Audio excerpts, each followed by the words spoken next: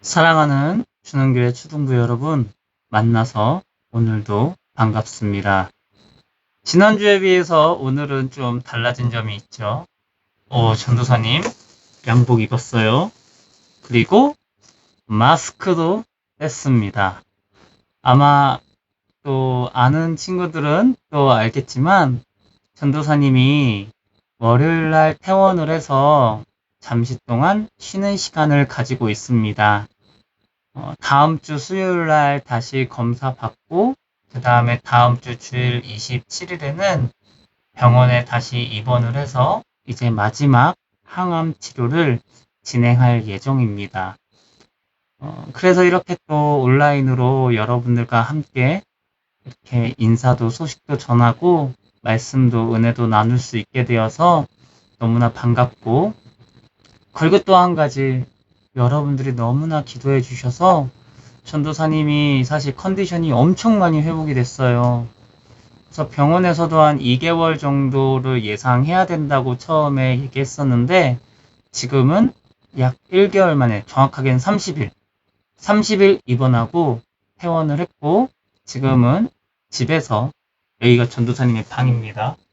차마 책상과 책장은 정리를 안 해서 전도사님이 보여드리기가 조금 민망합니다. 여러분들 책상 정리 잘 하시고요. 그리고 여러 가지 소식을 좀 접할 수 있었습니다. 우리 초등부와 아이들 소식도 있고 유년부 친구들 소식도 있었는데 몸이 아프다라고 하는 소식을 들었습니다. 특히 유년부에 우리 지은이 너무 아프다고 해가지고 전도사님도 병원에 있을 때 처음 들었던 것 같아요.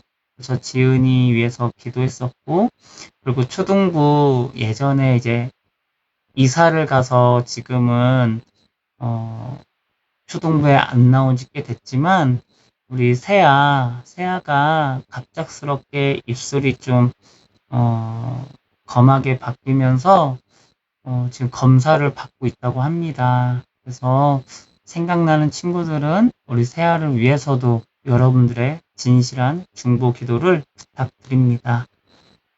오늘도 조금 업로드 시간이 좀 늦어졌어요. 오늘은 말씀을 조금 연구하다가 이걸 또 어디까지 잘라내야 될까? 왜냐하면은 주능교회에선 최근에 기도 운동에 대한 캠페인이 벌어지고 있고, 실제로 그 기도의 힘이 장난이 아닌가 봐요.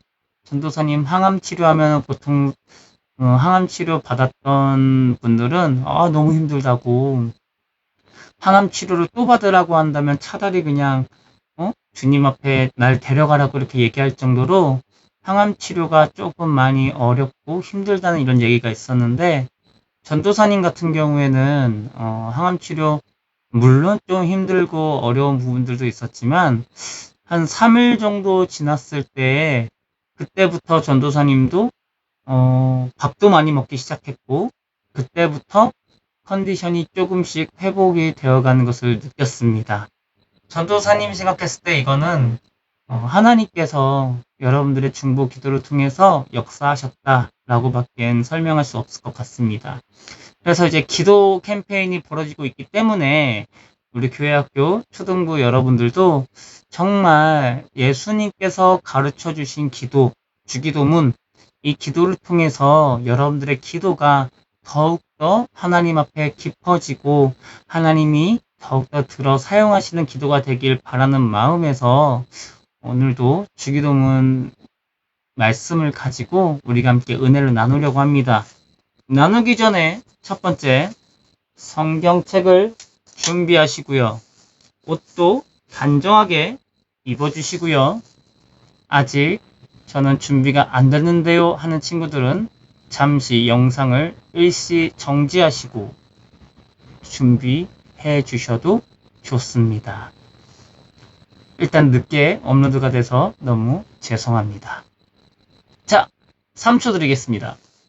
3, 2, 1, 땡! 기도하겠습니다. 하나님 감사합니다. 오늘도 사랑하는 귀한 초등부 예배자들을 축복합니다. 하나님께서 더욱더 안전으로 지켜보아여 주시옵시고, 코로나19를 통해서 우리가 온라인으로 비대면으로 이렇게 예배를 드리지만 하나님께서 우리 초등부 예배자들이 예배하는 그 자리 가운데서도 하나님이 우리 친구들의 기도를 들어주시고 그 기도로 말미암아 우리 초등부 예배자들의 삶에, 또한 우리 교회학교 예배자들의 삶에 하나님의 그 역사하심이, 개입하심이, 하나님의 그 선하심이 더욱더 나타나고 드러날 수 있도록 성령님 인도하여 주시옵소서. 감사합니다. 예수님 이름으로 기도합니다. 아멘.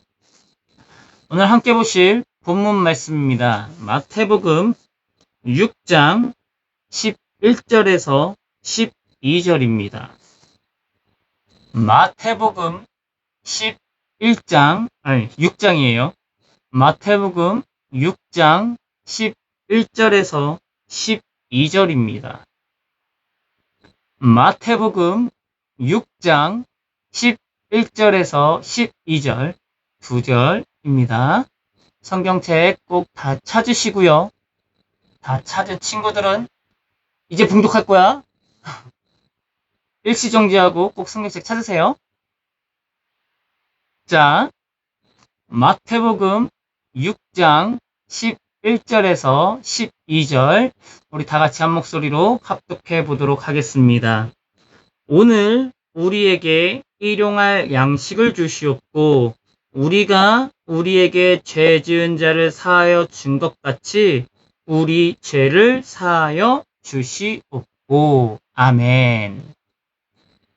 우리가 첫 번째 시간에는 기도에 대해서 하나님께서 은밀한 가운데 보신다고, 그러기 위해서는 하나님하고의 그 관계가 먼저 회복되어야 하고 그 신뢰할 수 있는 관계, 내가 하나님을 신뢰할 수 있는 관계의 회복에 대해서 우리가 나눴고요. 두 번째 시간에서는 그러므로 너희는 이렇게 기도하라 라고 하면서 예수님께서 그러므로 이렇게 기도하라 라고 하면서 직접적으로 우리에게 알려주신 그 기도에 대해서도 얘기했고, 그리고 하늘의 뜻이, 하나님의 뜻이 하늘에서 이루어진 것 같이 땅에서도 이루어지리라. 반드시 기도는 응답이 된다는 것, 하나님의 뜻이 이루어진다는 것, 하나님의 나라가 우리가 기도하며 하나님, 내가 있는 이 땅에서 하나님 앞에 기도할 때 하나님의 그 이름이 거룩히 여김을 받으시오며, 우리가 습관적으로 아무렇지 않게 그냥 매주 드리는 그런 기도와 습관적으로 하는 기도가 아니라 매일 기도하는 그 순간순간마다 하나님 앞에 거룩하게 드려지는, 내가 직접 드려지는 그러한 기도로서 올려질 때에 하나님께서 하나님의 뜻이 이미 하늘에서 응답이 되었고 이루어졌고, 완료형이죠. 이미 이루어졌고 그 하나님의 뜻이 저와 여러분들의 삶에서도 반드시 이루어진다 라고 얘기를 했습니다. 오늘은요 2절이에요. 우리에게 일용할 양식을 주시옵고 우리가 우리에게 죄 지은 자를 사하여 준 것 같이 우리 죄를 사하여 주시옵고. 2절입니다. 일용할 양식 하면 여러분들 어떤 게 먼저 떠오를까요? 전도사님 같은 경우에는 병원에 있으면서 매 시간마다 병원에서 죽이 나옵니다. 그런데 이제 만약에 우리가 이렇게 생각을 해보자고, 하나님 일용할 양식을 주시옵소서 라고 기도했을 때 하나님 오늘도 죽이 맛있게 나오게 해주세요, 하나님 오늘도 죽이 끊이지 않게 해주세요 라는 이 기도를 예수님께서 우리에게 가르쳐 주신 것일까? 예수님께서 왜 일용할 양식을 주시옵고 라고 너네 기도해라 라고 왜 말씀하셨냐는 거예요. 우리 다 밥 잘 먹고 살잖아요. 아프리카나 좀 경제적으로 어려운 나라들은 잘 못 먹으니까 그 사람들을 위해서 일용할 양식을 주시옵고 라고 예수님께서 가르쳐 주셨을까? 그리고 일용할 양식을 주시옵소서라는 이 기도가 단지 우리가 아침, 점심, 저녁 이 세 끼를 위해서 예수님께서는 너네 밥 굶으면 안 된다. 지금 밥 굶으면 키 안 자란다. 이것 때문에 너네 일용할 양식을 위해서 기도해라. 라고 예수님께서 말씀하셨냐는 거예요. 저와 여러분들은요, 매 순간마다 양식을, 밥을, 음식을 먹어야만 살 수 있습니다. 왜냐하면 그게 하나님의 섭리니까요. 몸에 안 좋은 음식을 먹거나 혹시라도 불량식품을 먹게 되면은 우리 몸에서 이상 증상이 나타날 수도 있겠죠. 하지만 중요한 것은 우리가 우리 몸을 유지하기 위해서는, 우리가 살아가기 위해서는 항상 세 끼를 먹는 친구들도 있고 하루에 4번, 5번 밥을 먹는 친구들도 있겠지만 그런 횟수가 중요한 건 아니고 우리는 먹어야만 우리 몸이 지탱이 되고 그리고 성장을 할 거고요. 그 다음에 활동을 할 수 있을 겁니다. 우리 몸을 위해서 예수님께서 일용할 양식을 위해서 기도하라고 하셨냐는 거예요. 물론 중요한 문제죠. 예수님께서 이스라엘 백성들이 출애굽했을 때 아침에는 만나로 저녁에는 메추라기로 항상 끊이지 않게 그 음식을 제공하셨던 것. 하지만 그 음식을 제공하신 것에는 다른 이유가 있습니다. 단지 이스라엘 백성들이 굶어 죽을까봐 아침에 만나 메추라기를 주신 것이 아니라 그 아무것도 없고 아무것도 보이지 않는 그 광야 속에서 아침이 되면 만나라고 하는 이슬처럼 생긴 그 딱딱한 과자가 생겼다는 것, 그리고 저녁이 되면 메추라기들이 알아서 땅에 떨어졌다는 것은 하나님의 능력을 믿고 신뢰하라는 거거든요. 이 관점으로, 이 생각으로 좀 더 우리가 확장을 시켜본다면 일용할 양식을 주시옵고 라고 하는 이 말씀은 단지 우리 몸, 육신의 양식만을 뜻하지 않아요. 우리는요, 영혼이라는 게 존재하잖아요. 영혼이라는 게 존재해요. 우리의 영혼이 살아야 돼요. 살 수 있는 방법은 영의 양식, 하나님의 말씀이고 하나님의 인도하심이고 하나님의 선하신 뜻이죠. 이게 없으면은 하나님의 사람은 몸은 살아있지만 육신은 살아있지만 그 영혼은 죽은 것과 같습니다. 그래서 매일같이 불안할 수도 있고요. 매일같이 산다는 것의 의미를 잃어버릴 수도 있습니다. 여러분들 영혼의 양식을 위해서 기도하라는 거예요. 하나님의 도우심이, 하나님의 그 뜻하심이, 하나님의 그 말씀이 나의 영혼을 살리시고 인도하시며 더욱더 튼튼하게 하나님께서 먹여주신다는 거예요. 우리의 영혼을 위해서 여러분들이 점검해 보셔야 됩니다. 어떻게 점검할 수 있느냐? 간단합니다. 여러분들의 기도를 점검해 보세요. 하나님, 밥 잘 먹게 해주세요. 잠 잘 자게 해주세요. 이 기도 안 해도 여러분들 밥 다 잘 먹을 거고요. 잠도 다 잘 잘 겁니다. 그치만 우리의 육신을 위한 기도가 아니라 하나님, 내 영혼이 하나님의 말씀을 더욱더 갈급합니다. 특히 비대면으로 온라인으로 예배하는 이 자리 가운데서도 하나님, 내가 정말 하나님 앞에 기뻐 뛰며 찬양하며 하나님의 그 성전에서 더욱더 기도하고 싶은데, 예배하고 싶은데 그게 잘 안 됩니다. 하나님 날 좀 도와주십시오. 라고 기도할 수 있는 것.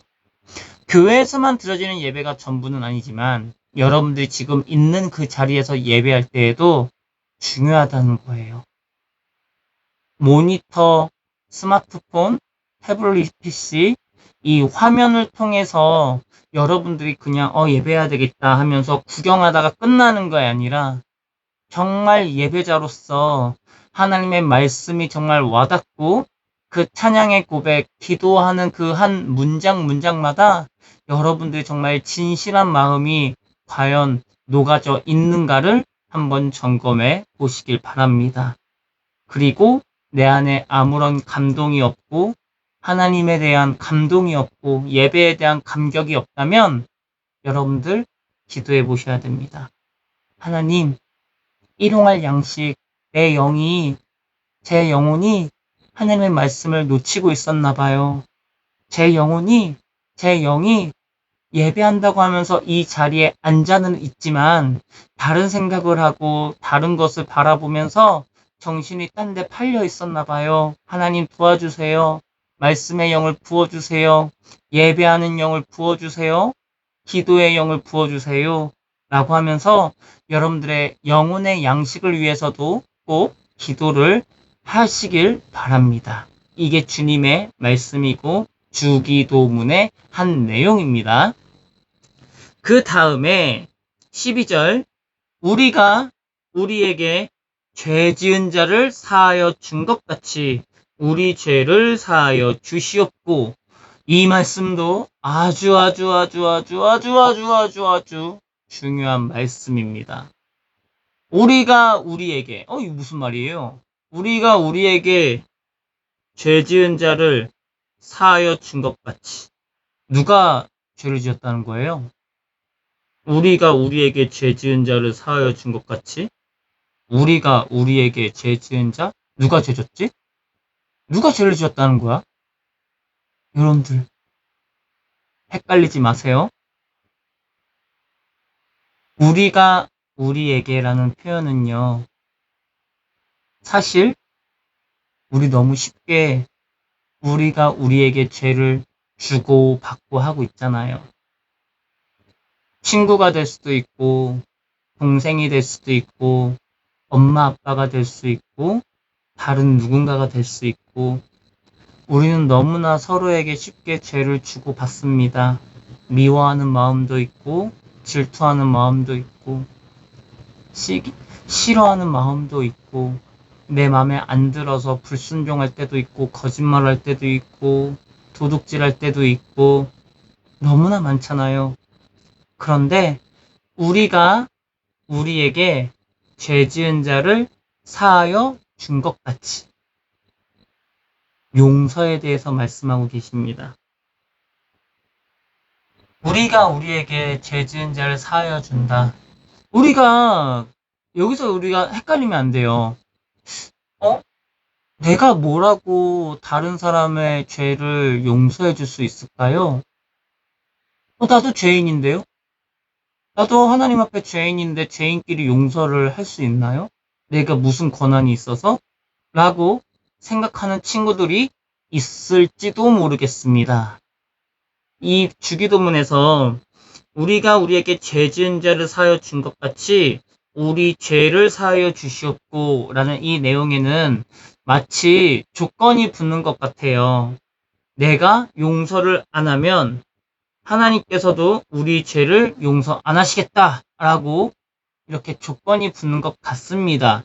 하지만 하나님께서는요, 하나님 앞에 눈물 흘리며 진심으로 기도하며 회개하는 자에게 용서와 하나님의 그 사랑과 은혜와 기회를 다시 주시는 분입니다.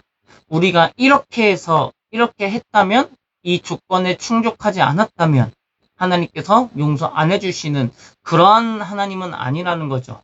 내가 어떠한 행동을 함으로써 하나님께서 용서를 해주시고 하나님께서 기회를 주시는 분은 아니라는 거예요. 하지만 예수님께서 오늘 말씀하신 이 내용은요.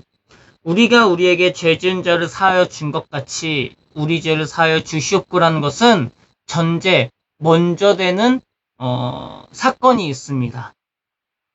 이것 때문에 우리가 용서를 할 수 있는 거고 이것 때문에 우리에게는 그 권한이 있다고 얘기할 수 있는 겁니다. 뭐냐면요.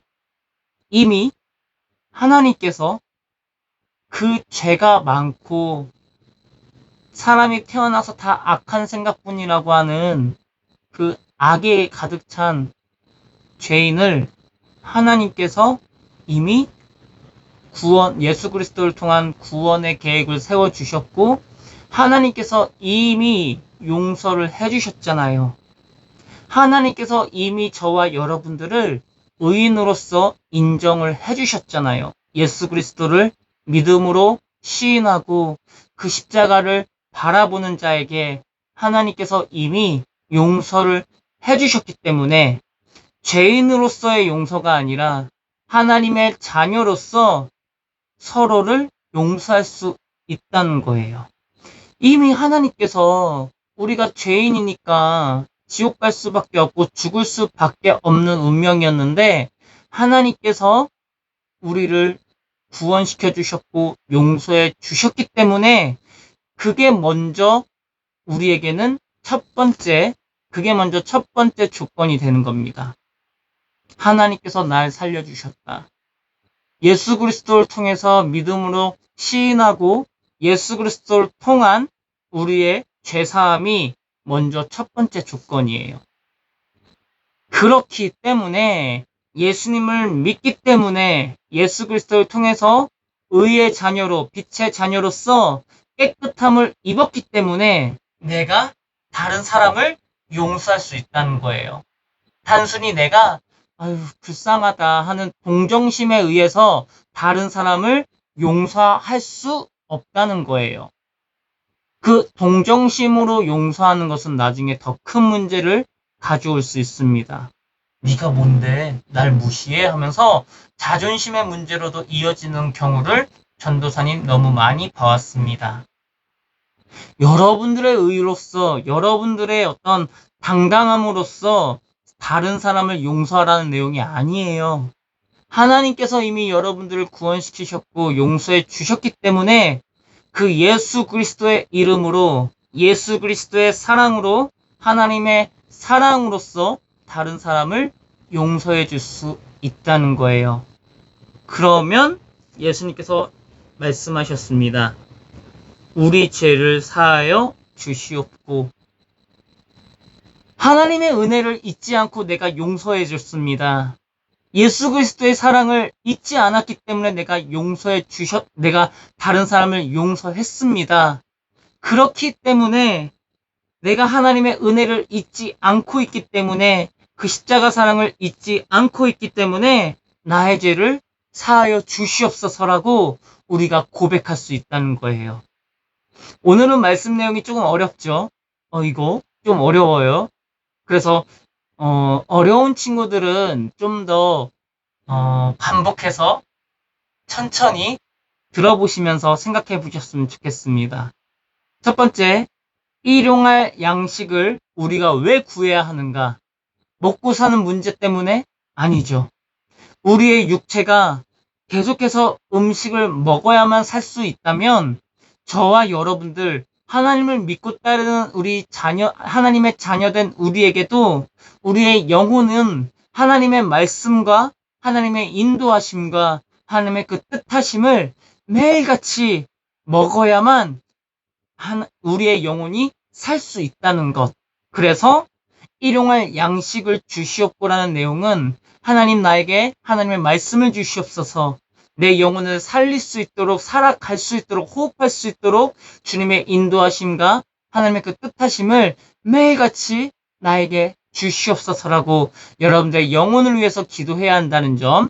그리고 두 번째, 우리가 우리에게 죄 지은 자를 사하여 준 것 같이 우리 죄를 사하여 주시옵고 라는 것은 우리가 나의 의로서 나의 의로움으로써 내가 당당하기 때문에 나는 죄를 지은 적이 없어요. 그래서 용서할 수 있어요가 아니라 이미 하나님께서 죄로 인해서 죽을 수밖에 없는 저와 여러분들을 살려주셨고 주의 자녀 삼아주셨기 때문에 그 은혜를 잊지 않고 있다면 당연히 나도 다른 사람을 용서할 수 있는 거고 그 은혜를 기억하기 때문에 하나님 나의 죄를 사하여 주시옵소서라고 구할 수 있다는 거예요.